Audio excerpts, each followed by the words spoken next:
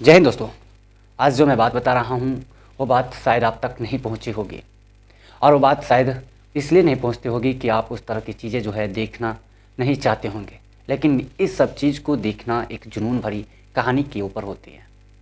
एक ऐसी घटना है, एक ऐसी व्यवहार है, एक शिक्षक की ऐसी प्रेरित भरी कहानी है कि आपको रोंगटे खड़े कर देंगे। महाराष्ट्र के अहमदनगर ज़िले के भल्ले गाँव में एक शिक्षक यानी एक अध्यापक अपनी किस तरह से व्यवहार करते हैं बच्चों के साथ में, किस तरह की उन्होंने जुनून दिखाई है, वो एक बहुत बड़ी मुकाम हासिल होती है उससे, लोगों के बीच में उसे प्रेरित मिलती है। दरअसल अहमदनगर के भल्ले गांव में एक घटना ऐसी हुई हुई है। वहाँ के जो अध्यापक है भागीरथ बड़े, उन्होंने इस तरह की काम जो की है उससे लोग उन्हें तहे दिल से शुक्रिया अदा करेंगे। दरअसल बड़े ने अपने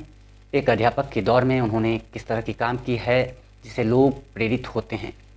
भल्ले ने जनजातीय जाति यानी आदिवासी जाति को उन्हें पढ़ाने का जिम्मा उठाया है। उनकी कथन है कि जिस तरह से लोग वहाँ के मौजूद हैं, वो जितनी गरीबी में हैं, गरीबी रेखा है उनके पास ना उतनी पैसा है कि वो अपने बच्चों को पढ़ा सकते हैं, उस तरह की चीज़ों को उन्होंने बढ़ावा दिया है। उन्होंने वहाँ के बच्चों से, उनके माता पिता से मिल करके उन्होंने बात की और वहाँ पे एक स्कूल बनाए, और उस स्कूल में ना तो दीवारें हैं ना छतें हैं, सिर्फ़ और सिर्फ ऊपर में एक चदरी की टीन की है जो उसी में बच्चे को पढ़ाया जाता है। उसमें मात्र 12 बच्चे हैं। भगत बड़े बोलते हैं कि जब भी हम ऐसी चीज़ देखते हैं तो हमारी बचपना याद आ जाती है, और हम अपने बचपना को ऐसे नहीं भूलेंगे क्योंकि हम उसे चाहेंगे कि आगे बढ़ें। और वहाँ के बच्चे चूँकि बहुत ही आर्थिक, वहाँ के बच्चे के साथ साथ उनके माता पिता जो है बहुत आर्थिक कमज़ोर होते हैं, और शिक्षा में आर्थिक का कमज़ोर होना कहीं ना कहीं बहुत बड़ी क्षति होती है।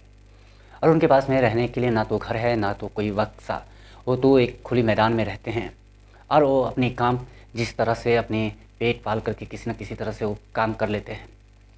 और अपने बच्चों को परवरिश करने में वो नाकाम हो जाते हैं। बड़े ने कहा कि हमने जब इसे देखा और उसके बाद हमने जो इसे सोचा, उसके बाद हमने इन बच्चों के अभिभावकों से मिला, और उनके अभिभावकों ने जिस तरह से कहा उसके बाद उन्होंने वहाँ के बच्चों को पढ़ाना शुरू कर दिया, और उनके बच्चों ने भी उनके पास में आना शुरू कर दिया। उसके बाद धीरे धीरे वो स्कूलों तक पहुँचाने में उन बच्चों को मदद भी की, और उसके बाद उन्हें वो मुकाम भी हासिल होगी। दरअसल बड़े का ये बयान कहीं ना कहीं एक अच्छी बात है कि इस तरह की सोच वाले लोग अभी भी मौजूद हैं, जो लोग सच्चाई को नहीं जानते हैं, न सच्चाई को मानते हैं, उस तरह की चीज़ें को लगातार उन्होंने इस तरह से प्रेरित किया है कि आप सोच भी सकते हो कि किस तरह के उन्होंने कहा है। बड़े ने कहा कि ना तो यहाँ पे रोज़गार है, ना इनको भत्ता मिलता है, ना तो इन्हें मासिक पोशाक मिलती है, उसके बाद भी वो अपने बच्चों को किस तरह से पालते हैं, जिस तरह से पालते हैं कि आप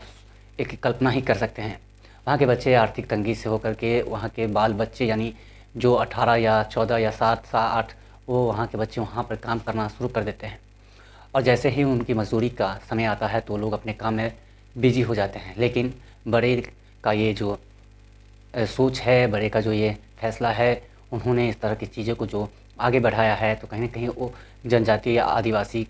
लोगों को एक प्रेरित की है, और उन्होंने जिस तरह से काम किया है वो काफ़ी एक दयनीय नहीं, एक बहुत बड़ी उपलब्धियाँ हैं किसी भी शिक्षक के द्वारा।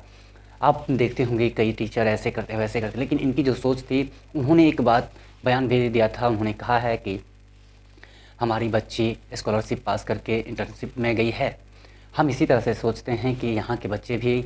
स्कॉलरशिप जैसी और एग्ज़ाम पास करके उन्हें वो मुकाम हासिल हो। हम अपने बच्चे भी जैसे ही इन्हें देखते हैं, और इन बच्चों में वो भी खूबी देखी जाती है। दरअसल अब सवाल है कि क्या इनको जो आगे की पढ़ाई है बड़े ही करवाएंगे, या फिर